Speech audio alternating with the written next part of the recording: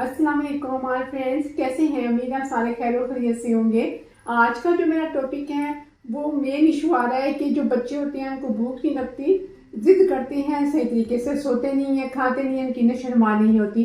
इसके पीछे बहुत सी कोशिश होती हैं, उस वजह से बच्चों की नशरमानी होती है, हाइट छोटी रह जाती है, चिड़चिड़े होते हैं, कुछ खाना खाया पिया नहीं जाता, कभी उनको मोशन लग जाते हैं, कभी कॉन्स्टिपेशन का शिकार होते हैं। इसके पीछे बताएं कौन सी वजह है, ऐसा क्यों है? इस पे मैंने वीडियो बनाई है। चलिए वीडियो की तरफ चलते हैं।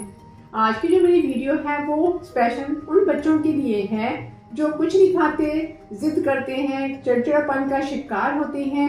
समटाइम्स उनको ऐसा होता है तो वो कहते हैं हमारे पेट में सडनली दर्द हुआ है, लेकिन जो उनके पेरेंट्स हैं वो ये समझते हैं ये स्कूल नहीं चलना चाहते, इसलिए ये एक्सक्यूजेस कर रहे हैं। ऐसा बात नहीं है। बच्चों के पेट में कीड़े हो सकते हैं। जब बच्चों के पेट में कीड़े होंगे तो तब क्या होगा, उनमें कुछ ऐसी सिम्टम्स होंगी जिनको आप जज करें। अगर ये सिम्टम्स आपके बच्चों में आ रही हैं तब उनके पेट में कीड़े हैं, उनका मुकम्मल ट्रीटमेंट करवाएं, उनको डांटे नहीं।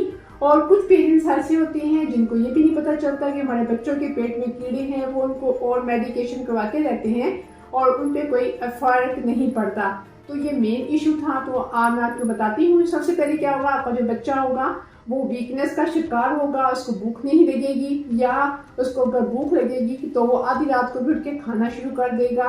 और इसके साथ साथ ये है कि उसकी जो रंगत है वो पेन होना शुरू हो जाएगी, और साथ साथ उसकी जो आंखें हैं वो अंदर धंस जाएंगी। सडनली ऐसा होगा कि वो बैठा बैठा उसके पेट में दर्द होगा। समटाइम्स दर्द जो है वो सही भी हो जाएगा, ठीक है।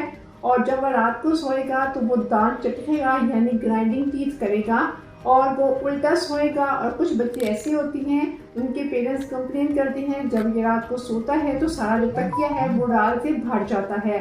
ये ऐसी सिम्टम्स हैं जिससे आप जज कर सकते हैं। अगर ये सिम्टम आपके बच्चों में आ रही हैं तो इनके पेट में कीड़े हैं, तो आप उनका फिजिकली जाके ज़रूर एग्जामिन करवाएं, ठीक। और ये होगा, ये ऐसे बच्चे होते हैं कि जिनमें कुछ बच्चे ऐसे भी होते हैं जिनमें अगर उनके पेट में कीड़े हैं तो उनकी भी खास सिम्टम्स नहीं आएंगी। अब बताती हूँ कि कीड़े क्यों पैदा होते हैं, इनकी कौन सी इकसाम है। जो पेट में कीड़े होते हैं इनकी बहुत सी इकसाम है।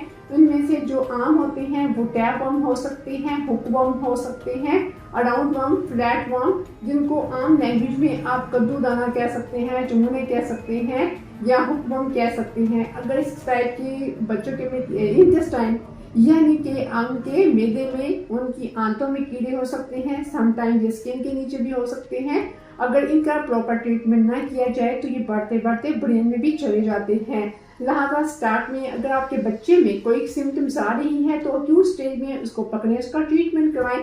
जो ही आप बच्चे का कीड़ों का ट्रीटमेंट करेंगे तो आप देखेंगे ये हेल्थी हो जाएंगे, सही डाइट खाएंगे। अगर खाएंगे तो इनकी नशोनुमा भी होगी, इनकी हाइट भी बढ़ेगी, इनका वेट भी गेन होगा, सही तरीके से सो पाएंगे, अपनी स्कूल की एक्टिविटीज में भी हिस्सा लेंगे और सही तरीके से वो स्टडी भी कर सकेंगे, ठीक है।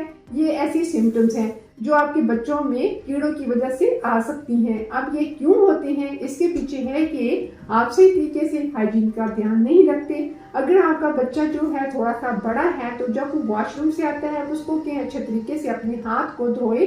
और ये है कि जब कोई भी फल या सब्जी ले तो उसको धो के खाएं। अगर सब्जियां ले रही हैं तो धोने के बाद उसको हल्का सा उबाल के खाएं। कभी भी कच्ची सब्जियों को में ना खाएं, उनमें भी कीड़े होते हैं, वो हमारे मुंह के रास्ते हमारे आंतों में चले जाते हैं, ठीक। और ऐसा ये है कि जो मेन सिम्टम्स ये भी होती है कि सही तरीके बच्चों के जो नाखून है वो काटे। कुछ ऐसे बच्चे जो कि फीडर के आदी होती हैं, कोशिश करें कि बच्चों को फीडर से दूर रखें। लेकिन इन सम केसेस में अगर बच्चे को फीडर देना जरूरी है तो सही तरीके से फीडर को हाइजीन करके उसकी सफाई करें, देन बच्चों को दूध दें।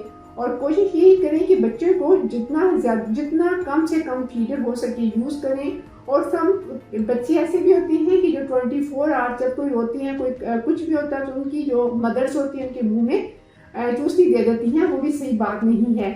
आप बच्चों को सही तरह से लुक आफ्टर करें, अपना उन पे टाइम दें, उनकी सिम्टम चेक करें। अगर उनमें किसी किस्म की कोई सिम्टम्स आ रही हैं तो जैसे कुछ बच्चे ऐसे होते हैं जब रात को सोते हैं तो जो एनल पार्ट्स यानी कि जो स्टूल का रास्ता होता है उसमें उनको इचिंग होती है, तो ये भी कीड़ों की सबसे मेन इंपॉर्टेंट सिम्टम्स है, ठीक है। इसको इग्नोर मत कीजिए। इस किस्म की कोई भी सिम्टम्स आ रही हैं तो अपने बच्चे को फौरी तौर पर उसका एग्जामिन करवाएं और आप उसको अक्यूट स्टेज में ही कुछ मेडिकेशन होती है जो आप उसको कीड़ों की देंगे तो within a stool, within a week या विद इन अ डेज वो स्टूल में जो कीड़े हैं वो पास भी हो जाते हैं, निकल जाते हैं। ध्यान रखें, अगर आप अक्यूट स्टेज में इसका ट्रीटमेंट नहीं करेंगे, क्रोनिक स्टेज में जाके आपके बच्चे के साथ बहुत सी कॉम्प्लिकेशन आ जाएंगी। वो कभी भी स्टडी नहीं कर पाएगा, सही तरीके से फोकस नहीं कर पाएगा, चिड़चिड़ा होगा, कुछ नहीं खाएगा, ना उसका वेट बढ़ेगा, ना ही उसकी हाइट बढ़ेगी। और यही सिम्टम्स हैं, अगर आप उसको शुरू में करेंगे तो सही है। ये मेरी वीडियो थी बच्चों में जो कीड़ों की वजह से क्या अलामतें होती हैं और बच्चों की कैसे ट्रीट किया जाता है। इंशाल्लाह नेक्स्ट वीडियो में मैं आपको फुल डिटेल बताऊंगी कि कीड़ों के हिसाब से, सिम्टम के हिसाब से कौन सी मेडिकेशन है जिसको हम यूज करें तो हम उनकी ट्रीटमेंट कर सकते हैं। अगर आप न्यू हैं तो मेरा चैनल तैयबा एजे का विजिट करें, फैमिली फ्रेंड के साथ शेयर कर दें। अगर आपको कोई भी प्रॉब्लम है हेल्थ से रिलेटेड, स्किन के रिलेटेड, फेस के रिलेटेड तो आप कमेंट्स में लिखिए, नेक्स्ट वीडियोस पे बना दी जाएगी। अपने बच्चों का, बुजुर्गों का ध्यान रखा करें, ये कीमती सरमाया होते हैं। बहुत जल्द इंफॉर्मेटिव वीडियो के साथ फिर आपसे मुलाकात होगी। तब तक अपना ध्यान रखिएगा और मुझे अपनी दुआ में याद रखिएगा। अल्लाह हाफिज।